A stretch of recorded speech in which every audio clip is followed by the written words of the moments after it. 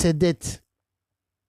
Alors, Houphouët qui était prélevé pour rembourser ses dettes, évidemment, ne pouvait plus payer les fonctionnaires, d'autant plus que le café cacao ne signifiait plus rien.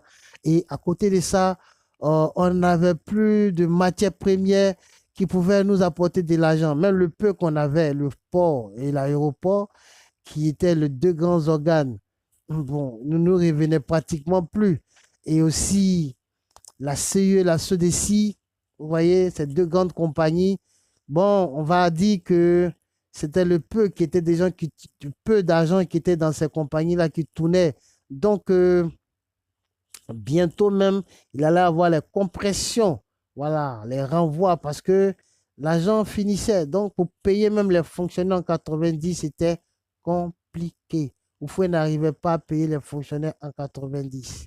Et Thomas Banchi, en 2010, l'a rappelé au président Alassane Ouattara lors de son passage sur le plateau.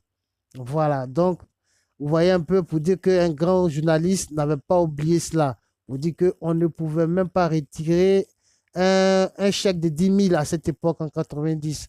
Pour vous dire que ce n'était pas vraiment du jeu, quoi. C'était vraiment sérieux la crise.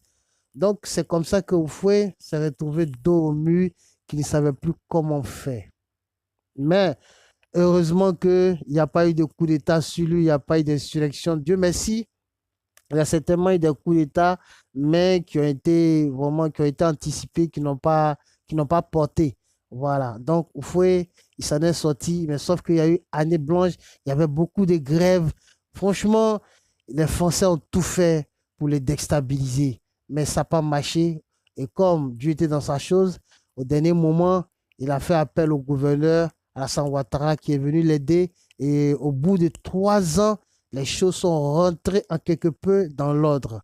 Après de grandes décisions, donc les choses sont rentrées en ordre. Et entre-temps, à côté de 192, on a gagné la Coupe d'Afrique.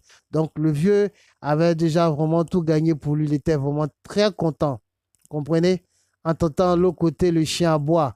Parce que, voilà, quand Oufoué a appelé Alassane Ouattara, alors, grande surprise, Kouagou a dit que c'était Alassane était un Burkinabé. Voilà.